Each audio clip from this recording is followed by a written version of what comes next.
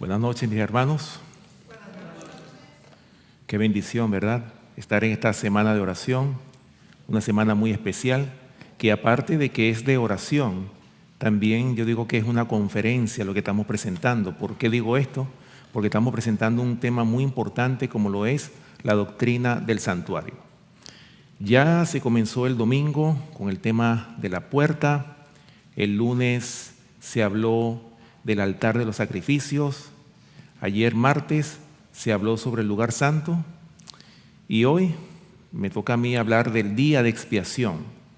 Ese es el tema que me toca a mí presentar en esta noche y como ya lo dice la lectura bíblica, les exhorto a que comencemos para ver si nos rinde el tiempo, ¿verdad?, para poder presentar este mensaje.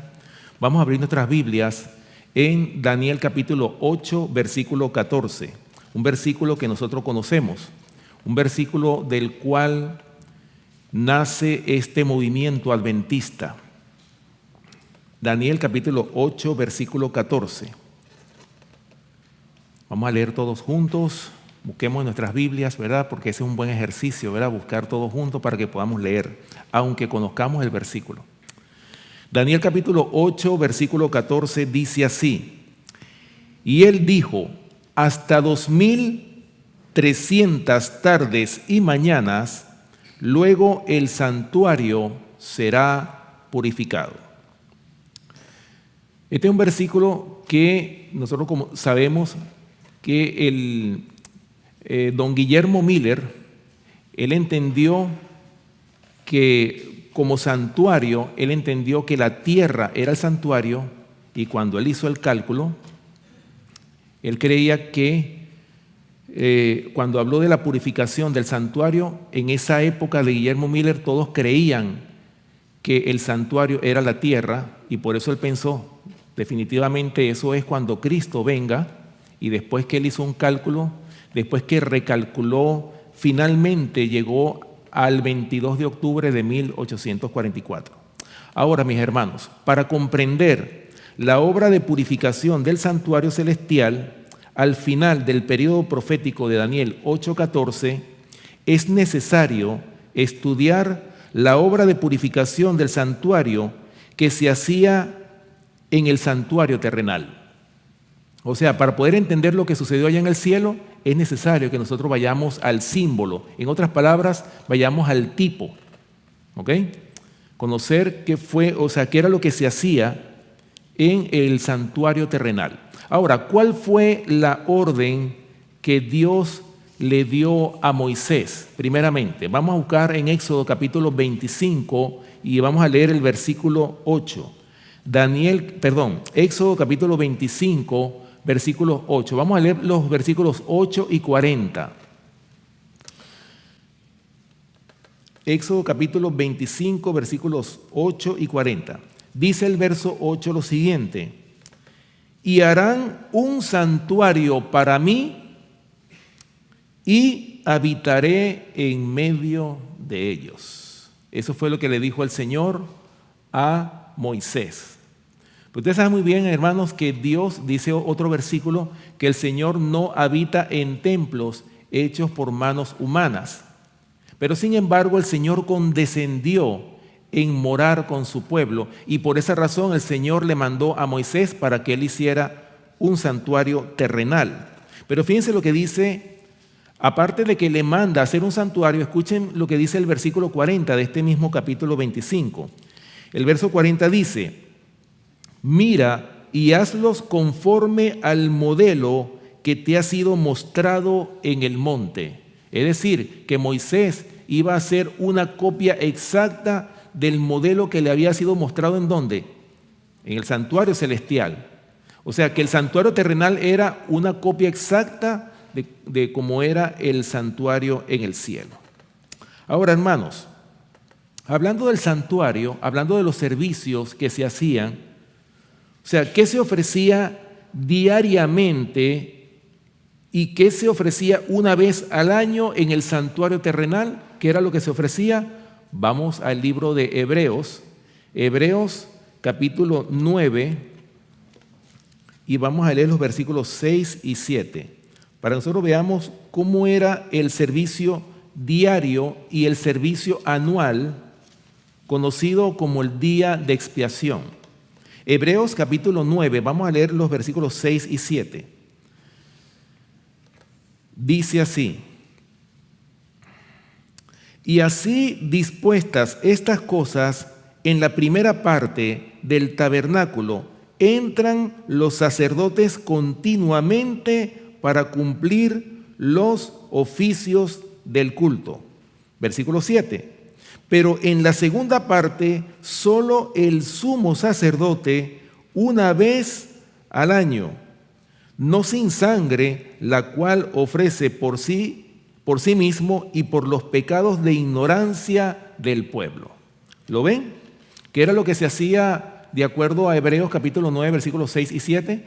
El verso 6 nos habla claramente de que el sacerdote ministraba diariamente en el primer departamento, en otras palabras, el lugar santo del santuario terrenal.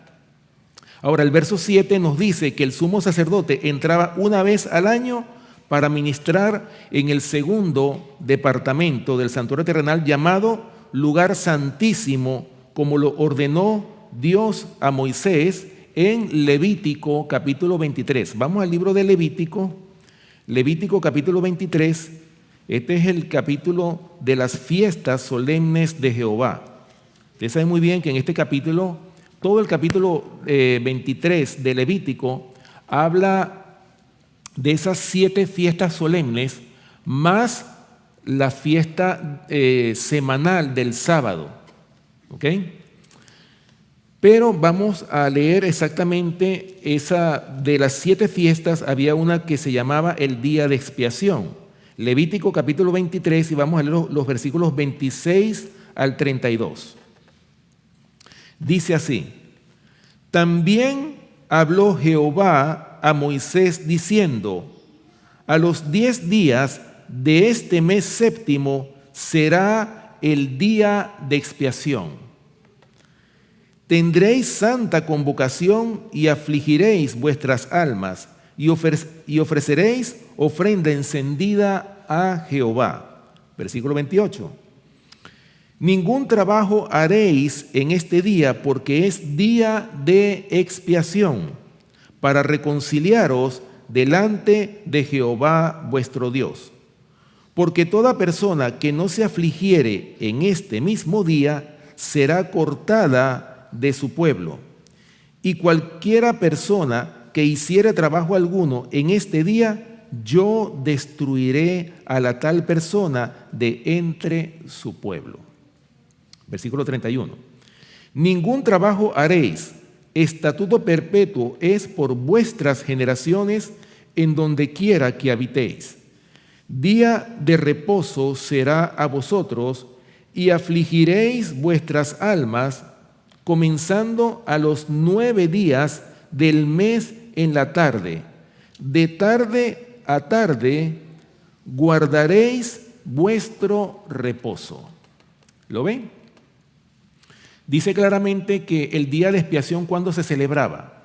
Se celebraba el 10º día del mes séptimo en el calendario judío. Recuerden que el calendario judío no es como el calendario nuestro. El primer mes del año nuestro es enero, ¿verdad? Pero el primer mes del calendario judío es el equivalente al mes de abril, por eso se llamaba Abib o Nisán. Ese era el primer mes, y así se iba contando hasta llegar al mes séptimo. En el mes séptimo caía alrededor de octubre, o sea, en el calendario nuestro. Y en ese día, a los 10 días del mes séptimo, era día de expiación. Ahora, ¿qué tenía que hacer el pueblo? El pueblo tenía que estar, dice, afligiréis vuestras almas. ¿Qué representa eso? Afligir vuestras almas. Eso representa, hermanos, que el pueblo tenía que estar compungido, tenía que experimentar un verdadero arrepentimiento por los pecados que habían cometido. O sea, recuerden que ese día era el único día en que el sumo sacerdote entraba en el lugar santísimo. Y si había un pecado no confesado en el pueblo, ¿qué pasaba? El sumo sacerdote perdía la vida. en ese día de expiación. Por eso, hermanos, es que todos tenían que afligir sus almas, pero también dice que era un sábado, era un día como sábado, que no se podía hacer ningún tipo de trabajo en ese día. Así cayera un lunes, un martes, un miércoles, cualquier día de la semana que cayera, se iba a guardar como un sábado, y exactamente igual, no se podía hacer ninguna obra en ese día. Ahora, hablando de la palabra expiación, siempre es bueno utilizar el diccionario para que podamos comprender el significado de las palabras. Ahora, ¿qué significa la palabra expiación de acuerdo al diccionario bíblico adventista en la página 429? Escuchen bien lo que dice el diccionario en relación a esta palabra expiación. Dice: cubrir, reconciliar, hacer expiación, sustitución, reconciliación. Término que aparece en el Antiguo Testamento, generalmente en relación con diversos sacrificios y servicios del sistema ceremonial. Restablecer la armonía en una relación, de modo que cuando hubo una separación, ésta pueda ser eliminada por el proceso de cubrir el problema, producir la reconciliación. ¿Lo ven? O sea, ¿qué era reconciliación? Expiación significa reconciliación. Eso es lo que significa la palabra expiación. Por eso sigue diciendo aquí, la palabra expiación adquirió el significado teológico y técnico de propiciación. Es decir, que propiciación viene siendo lo mismo que expiación. Y cuando se la usa así, implica que el sacrificio de Cristo en la cruz constituyó una reparación para un Dios ofendido. ¿Se dan cuenta? Qué bendición, ¿verdad? Que gracias a los méritos de nuestro Salvador Cristo Jesús es que nosotros podemos ser reconciliados con Dios. Porque recuerden que Dios no tiene nada que ver con el pecado. El Señor ama al pecador, pero aborrece el pecado. Y el Señor quiere que nosotros aprendamos a aborrecer el pecado como Dios aborrece el pecado. Por esa razón, mis hermanos, es que el Señor, gracias a los méritos de nuestro Salvador Cristo Jesús, es que nosotros hemos sido expiados, hemos sido reconciliados con nuestro Padre Celestial. En los días del santuario terrenal, en el desierto, solo el sumo sacerdote podía entrar al lugar santísimo el día de expiación. Hoy, gracias a la muerte de Cristo en el Calvario y a su resurrección y a su intercesión por nosotros en el santuario celestial, tenemos libre acceso al Padre hasta el mismo trono de Dios, gracias a la sangre preciosa de nuestro Salvador. Qué bendición, ¿no? Al principio, cuando estaba el santuario terrenal, el pecador dependía de un sacerdote, ¿sí o no? Para poder expiar su pecado. Pero hoy, hermanos, gracias a los méritos y por la sangre derramada de nuestro gran sumo sacerdote Cristo Jesús, es que nosotros tenemos acceso nada más y nada menos que al lugar santísimo del santuario celestial. Ahí llegan nuestras oraciones. Y ese es el propósito, ¿verdad? En esta semana de oración, que nuestras oraciones lleguen justo al trono de Dios, en el lugar santísimo del santuario celestial. Ahora, hermanos, la pregunta, ¿qué hacía el pecador cuando éste había cometido pecado? O sea, ¿cuál era el procedimiento que el pecador tenía que hacer? Estamos hablando, por supuesto, en los tiempos del Antiguo Testamento, cuando estaba el santuario terrenal erigido o levantado. Vamos a buscar en Levítico capítulo 4, vamos a ver qué nos dice Levítico capítulo 4, los versículos del 27 al 29. Hablando precisamente de qué era lo que tenía que hacer el pecador una vez que cometía un pecado, qué tenía que hacer. Levítico capítulo 4, versículos del 27 al 29. Dice así: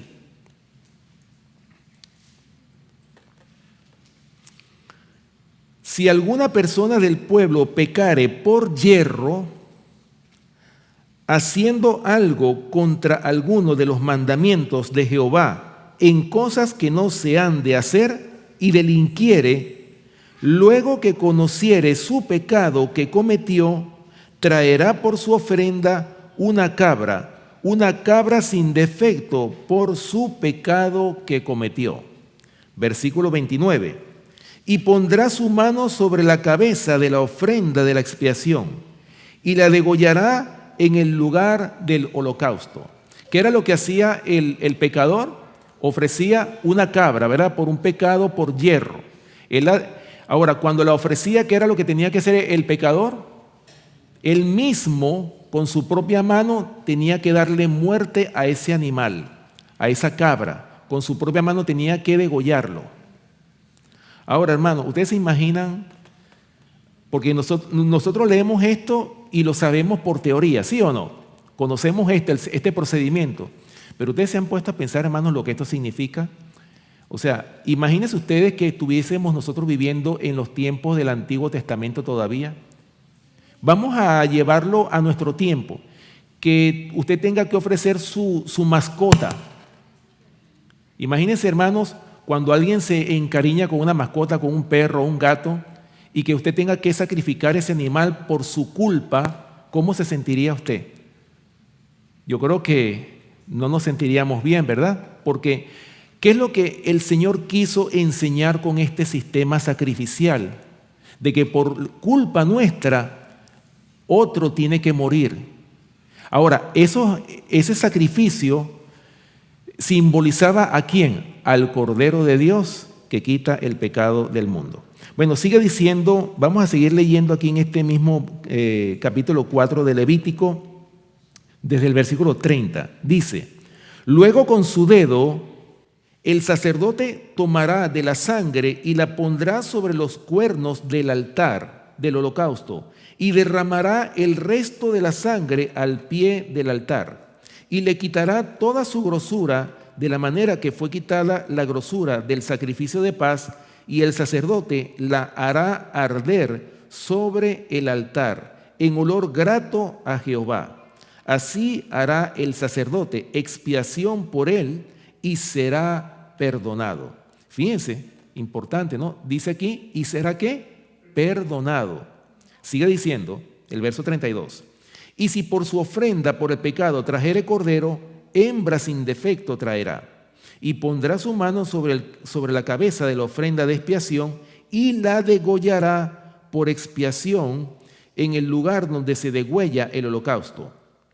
Después con su dedo el sacerdote tomará de la sangre de la expiación y la pondrá sobre los cuernos del altar del holocausto y derramará el resto de la sangre al pie del altar. Versículo 35.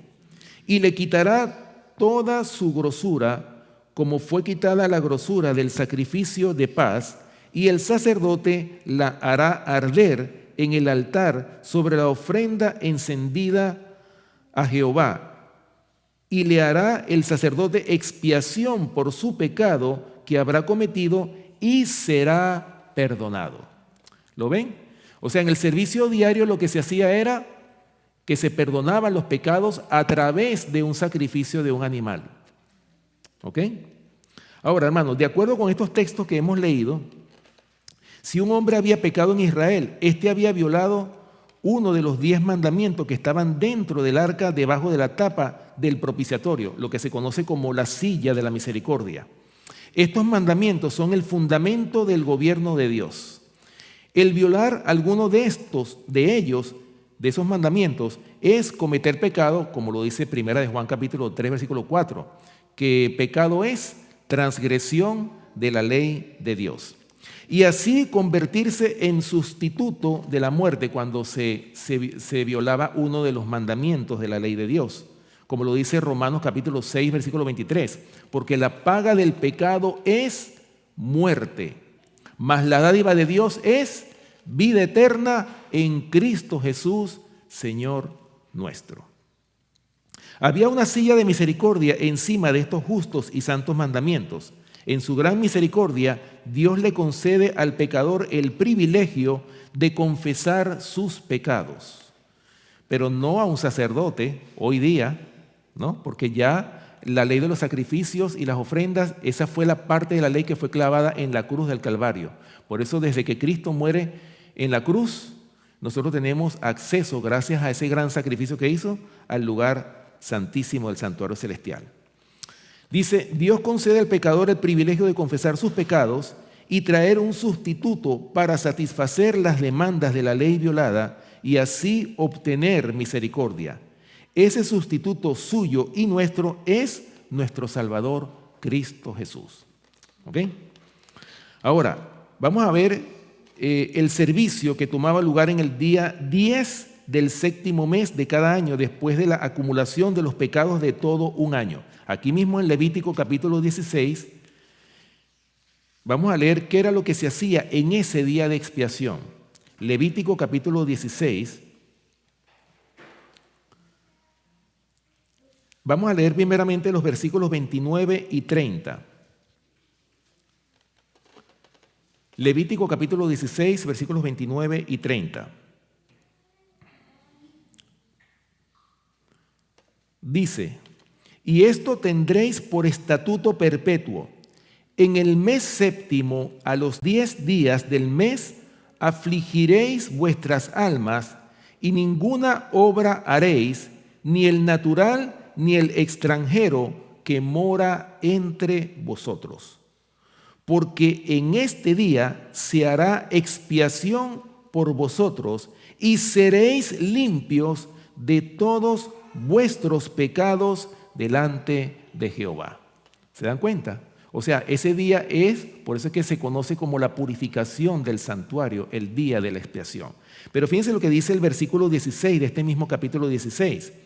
Así purificará el santuario a causa de las impurezas de los hijos de Israel, de sus rebeliones y de todos sus pecados. De la misma manera hará también al tabernáculo de reunión, el cual reside entre ellos en medio de sus impurezas. ¿Lo ven? Entonces, hermanos, de acuerdo a lo que hemos leído, hay una gran diferencia, ¿verdad?, entre el servicio diario que se conoce, o el servicio de todos los días, el servicio anual, y el servicio que se hacía el día de expiación. Hay una gran diferencia.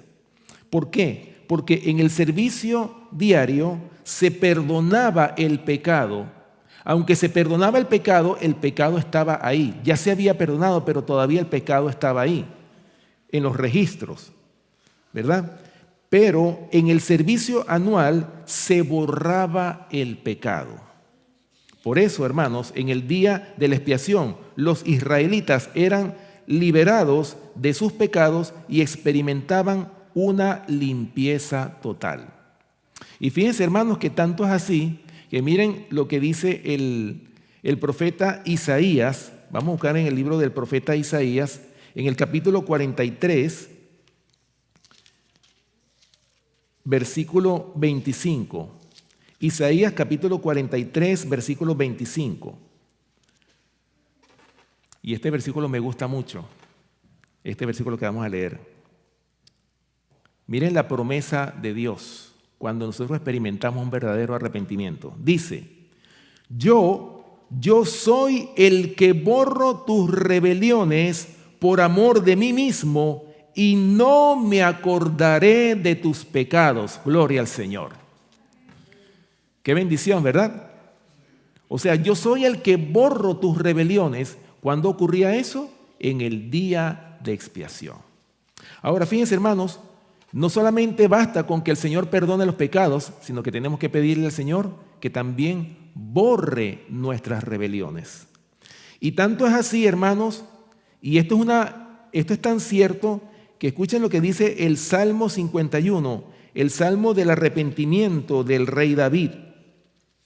Salmo 51, y vamos a leer los versículos 1 y 9, para que ustedes vean, hermanos, cómo quedó la hoja de vida del rey David. Salmo 51. Vamos a leer primeramente el versículo 1.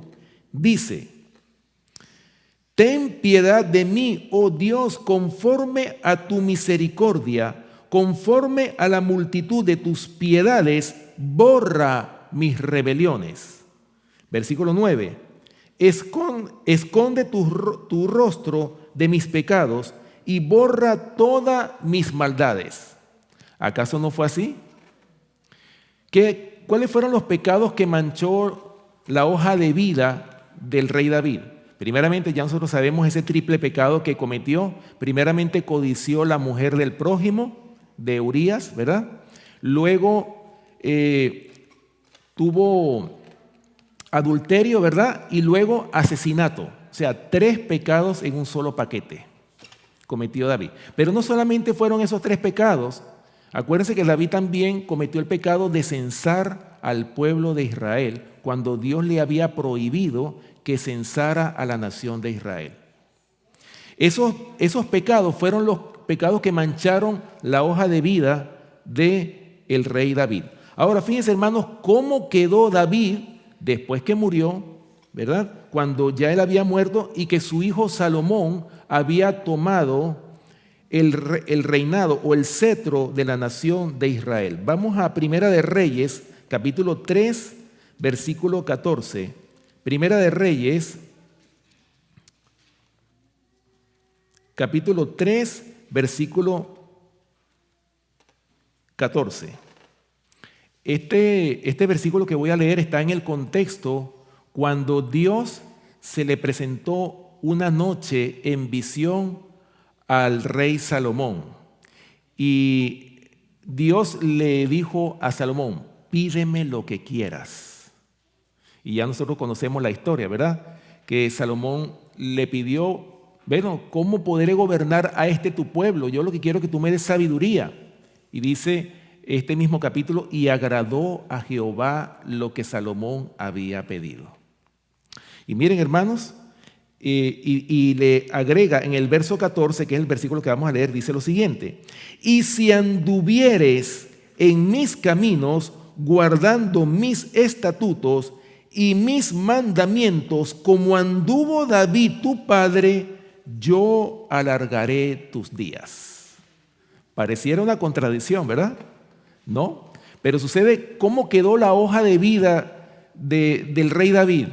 Quedó limpia. ¿Por qué? Porque Dios borró las rebeliones o los pecados que el rey David había cometido.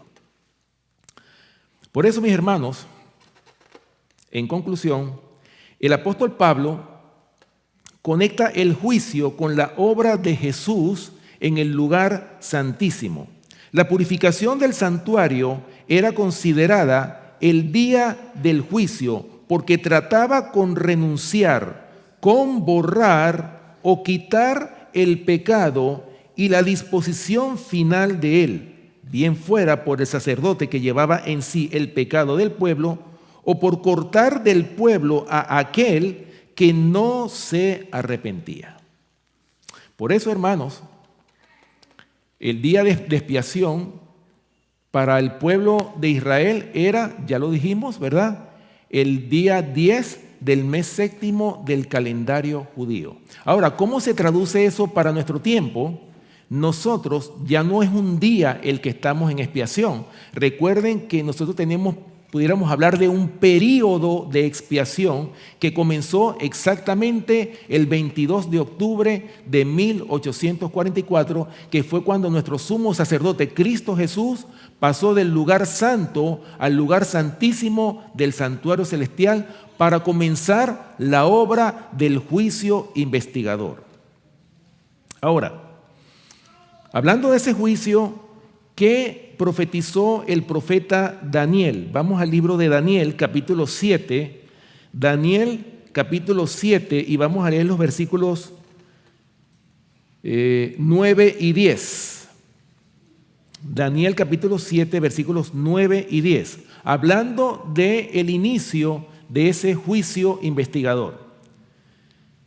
Dice Daniel, capítulo 7, versículos 9 y 10. Dice lo siguiente: estuve mirando hasta que fueron puestos tronos y se sentó un anciano de días, cuyo vestido era blanco como la nieve, el pelo de su cabeza como lana limpia, y su trono llama de fuego, y las ruedas del mismo fuego ardiente. Versículo 10. Un río de fuego procedía y salía de delante de él. Millares de millares le servían y millones de millones asistían delante de él. El juez se sentó y los libros fueron abiertos. ¿Se dan cuenta?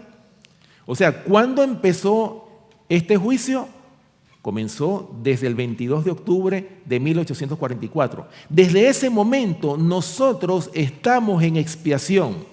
¿Y cuál debería de ser nuestra actitud, ya que nuestros casos pueden estar pasándose ahora mismo en el tribunal del cielo? ¿Cómo deberíamos nosotros de estar? Deberíamos de estar compungidos, deberíamos de afligir nuestras almas por haber ofendido a nuestro Padre Celestial, por haber pecado ante Dios. Así deberíamos nosotros de estar, ¿verdad? Ahora, fíjense bien, hermanos, que el versículo 10 habla que el juez se sentó y los libros fueron abiertos. Ahora, vamos a ver cuáles fueron esos libros que fueron abiertos. Primeramente, hay el libro del conflicto de los siglos, en el capítulo del juicio investigador. Para los que tienen este libro, esta edición, está en la página 534. En este capítulo del juicio investigador, aquí se hablan que fueron abiertos 3 libros en este juicio que comenzó desde 1844.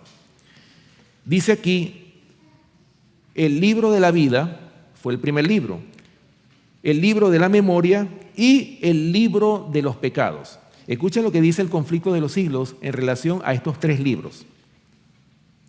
Dice aquí, hablando del libro de la vida, dice: el libro de la vida contiene los nombres de todos los que entraron alguna vez en el servicio de Dios. ¿Lo ven? O sea, hermanos, ¿cuándo es que se anota nuestro nombre en el libro de la vida? En el mismo momento que usted acepta a Cristo Jesús como su Salvador y como su Señor. A partir de ese momento está escrito su nombre. Lo importante es que el nombre permanezca, que nuestros nombres permanezcan escritos en el libro de la vida del Cordero. Sigue diciendo, Jesús dijo a sus discípulos: gozaos de que vuestros nombres estén escritos en los cielos. Pablo habla a sus fieles compañeros de trabajo cuyos nombres están en el libro de la vida. ¿Lo ven? También el profeta Daniel lo dice en Daniel capítulo 12, versículo 1, que en aquel tiempo se levantará Miguel, el gran príncipe que está de parte de los hijos de tu pueblo. Y dice que será tiempo de angustia cual nunca ha habido desde que hubo gente hasta entonces. Pero sigue diciendo, en aquel tiempo será libertado tu pueblo, todos los que se hallen escritos en el libro de la vida. En ese libro, o sea, ¿quiénes van a ser libertados? Aquellos cuyos nombres permanezcan escritos en el libro de la vida del Cordero. Segundo libro que se abrió desde que comenzó el juicio, el libro de memoria. Ahora, ¿qué contiene este libro de memoria? Dice aquí en la página 535 del conflicto de los siglos. En el libro de memoria de Dios, todo acto de justicia está inmortalizado. Todo acto de justicia está inmortalizado, es decir, está escrito en ese libro de la memoria. Toda tentación resistida. Oh, hermanos, qué importante es que nosotros podamos procurar que venzamos las tentaciones. Cuando nosotros nos propongamos a vencer las tentaciones que nos asedian diariamente, cada vez que uno ha vencido una tentación, eso queda escrito en el libro de memoria. Por eso dice aquí, toda tentación resistida, todo pecado vencido, toda palabra de tierna compasión están fielmente consignados y apuntados también todo acto de sacrificio, todo padecimiento y todo pesar sufridos por causa de Cristo. O sea, todas estas cosas están escritas ¿en dónde? En el libro de memoria. Y el tercer libro que se abrió desde 1844 es el libro de los pecados. Y dice este libro lo siguiente: la obra de cada uno, hablando del libro de los pecados, pasa bajo la mirada de Dios. ¿La obra de quién? De cada uno de nosotros, hermanos. Por eso es importante que nosotros nos hagamos un autoexamen. ¿Con qué espíritu estoy yo haciendo la obra de Dios? Porque a Dios no lo podemos engañar. Quizás engañamos a nuestros hermanos, pero a Dios no se puede engañar. ¿Será que lo hago con un espíritu para vanagloriarme o es para darle gloria a Dios? Escuchen, la obra de cada uno pasa bajo la mirada de Dios y es registrada e imputada ya como señal de fidelidad o de infidelidad.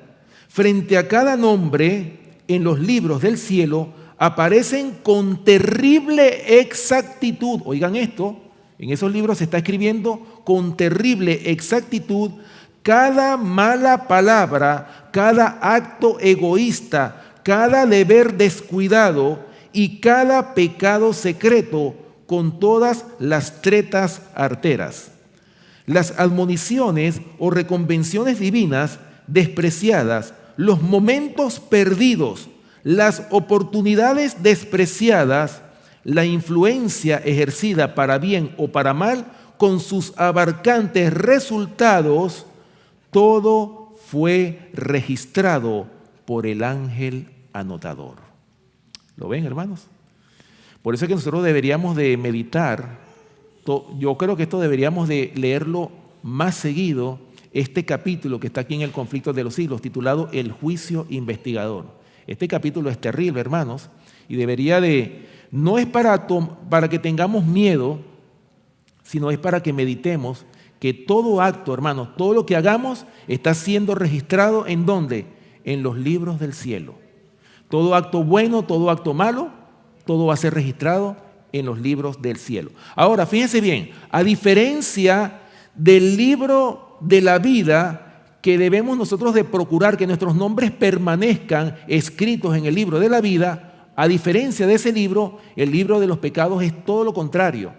Por eso es que en el día de expiación eran borrados los pecados confesados, que han sido confesados con verdadero arrepentimiento. Esos pecados eran borrados del libro de los pecados. Y eso es lo que nosotros tenemos que pedir al Señor. Borra mis rebeliones, así como el rey David le pidió a nuestro Padre Celestial que borrara sus rebeliones. Y miren cómo quedó el registro de David, como David mi siervo, como que si nunca David hubiese pecado, y así mismo tenemos que estar nosotros para que el Señor pueda llevarse al cielo un pueblo sin mancha, ni arruga, ni cosa semejante. ¿Ok? Voy a leerles otra cita aquí. Vamos a ver el tiempo, creo que todavía tengo tiempito. Bien, en Patriarcas y Profetas, en la página 371 y 372 dice lo siguiente, hablando del día de expiación, dice lo siguiente: en el gran día del juicio final, los muertos han de ser juzgados por las cosas que están escritas en los libros según sus obras, como lo dice Apocalipsis capítulo 20, versículo 12. Entonces, en virtud de la sangre expiatoria de Cristo, los pecados de todos los que se hayan arrepentido sinceramente serán borrados de los libros celestiales. ¿Lo ven? Especialmente del libro de los pecados. En esta forma, el santuario será liberado o limpiado de los registros del pecado.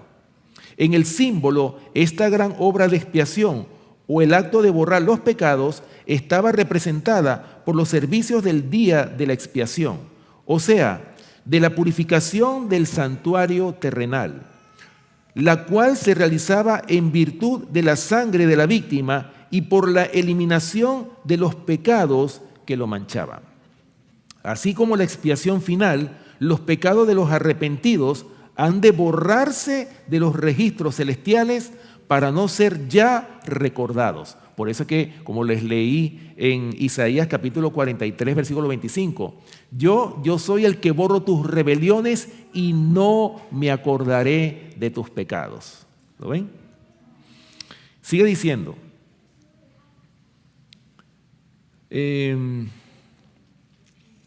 Así como la expiación final, los pecados de los arrepentidos han de borrarse de los registros celestiales para no ser ya recordados. En el símbolo terrenal eran enviados al desierto y separados para siempre de la congregación. Puesto que Satanás es el originador del pecado, el instigador directo de todos los pecados que causaron la muerte del Hijo de Dios, la justicia exige que Satanás sufra el castigo final. La obra de Cristo en favor de la redención del hombre y la purificación del pecado del universo será concluida quitando el pecado del santuario celestial y colocándolo sobre Satanás, quien sufrirá el castigo final. Recuerden que en el día de expiación, cuando se hacía en el santuario terrenal, estamos hablando en los tiempos del Antiguo Testamento, usted sabe muy bien que se ofrecía un cordero, se ofrecía para holocausto y el otro, o sea, uno para Jehová y el otro para Azazel, el macho cabrío, ¿verdad? Ese macho cabrío que se ofrecía para Azazel representa precisamente esto que estamos leyendo. O sea que finalmente los pecados de todos los seres humanos van a caer finalmente ¿sobre quién? Sobre Satanás, el que instigó, el que tentó a la mayoría de los seres humanos para que se perdieran. ¿Lo ven? Así, en el servicio simbólico, el ciclo anual del ministerio se completaba con la purificación del santuario y la confesión de los pecados sobre la cabeza del macho cabrío, símbolo de Azazel. De este modo, en el servicio del tabernáculo y en el del templo, que posteriormente ocupó su lugar, se enseñaban diariamente al pueblo las grandes verdades relativas a la muerte y al ministerio de Cristo, y una vez al año sus pensamientos eran llevados hacia los acontecimientos finales de la gran controversia entre Cristo y Satanás, y hacia la purificación final del universo que lo limpiará del pecado y de los pecadores. Gracias al Señor que va a llegar ese día, ¿verdad?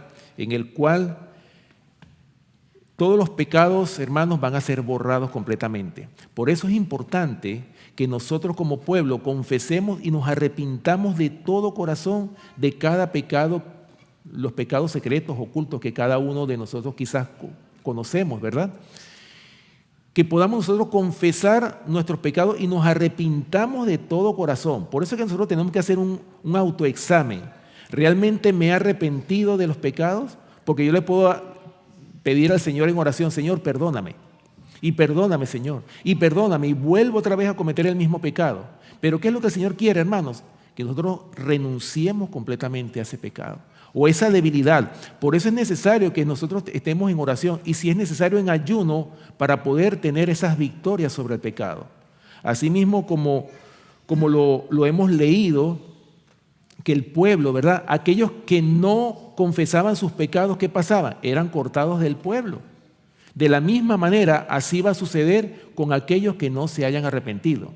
Y por esa razón, cada vez el círculo es más pequeño. Por eso es que el Señor viene a buscar un remanente escogido por gracia, como lo dice el apóstol Pablo en Romanos capítulo 11. Ese remanente que Él viene a buscar son aquellos que han lavado sus ropas en la sangre del Cordero. Por eso, hermanos, dice en Hebreos capítulo 10, versículo 4, a pesar de que en los tiempos del Antiguo Testamento el Señor había establecido ese simbolismo para poder expiar los pecados del pueblo antes de que Cristo viniera a esta tierra, escuchen lo que dice aquí Hebreos capítulo 10, versículo 4. Dice: porque la sangre de los toros y de los machos cabríos no puede quitar los pecados. A pesar de que el Señor estableció esa simbología, pero ese corderito, ese animalito, ese macho cabrío, cuando era degollado, esa sangre, aunque no puede perdonar los pecados, sin embargo es un símbolo que apuntaba ¿a dónde? Al Cordero de Dios que quita el pecado del mundo, como lo dijo Juan el Bautista cuando bautizó a Jesús en el río Jordán. Mis hermanos, de nosotros está la decisión. El Señor viene a buscar un pueblo santificado, un pueblo que no tenga ninguna relación con el pecado. Y ahora mismo nosotros estamos en el periodo de expiación. Pero ese periodo de expiación va a finalizar cuando se cierre la gracia. Y por eso dice Daniel capítulo 12, cuando se cierre la gracia, ¿qué es lo que va a ocurrir? En aquel tiempo, es decir, cuando se cierre la gracia, se levantará Miguel, el gran príncipe que está de parte de los hijos de tu pueblo, y será tiempo de angustia, cual nunca ha habido desde que hubo gente hasta entonces, pero en aquel tiempo será libertado tu pueblo, todos los que se hallen escritos en el libro de la vida del Cordero. Ojalá, mis queridos hermanos, que nuestros nombres estén escritos en ese libro para que podamos morar con Cristo por toda la eternidad. Que el Señor les bendiga.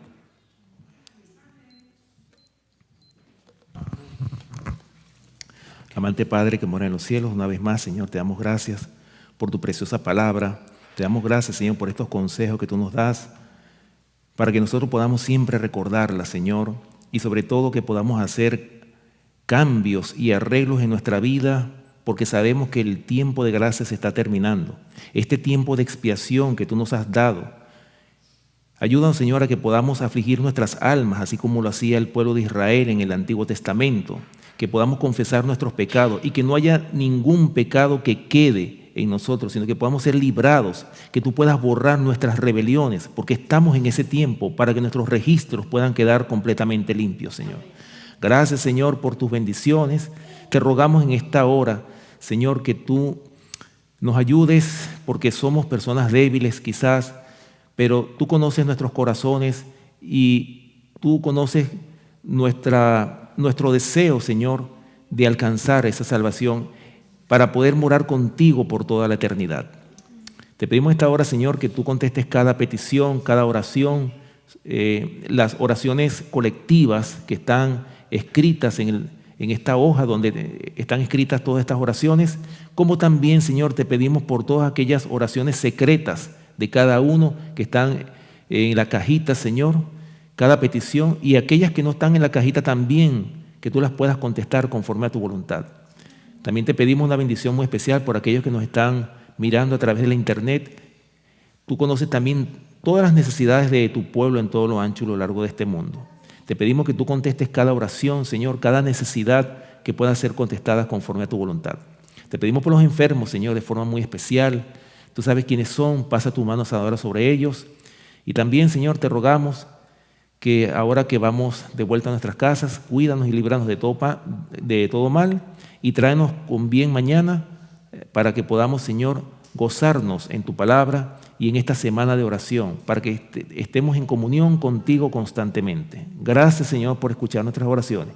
Gracias por tus bendiciones y también te pedimos, Señor, que podamos salir grandemente bendecidos en este congreso que vamos a tener este fin de semana con el Pastor Torres. Gracias por escuchar nuestras oraciones, porque te lo pedimos todo y te damos las gracias en el nombre y por los méritos de nuestro amante Salvador, Cristo Jesús. Amén.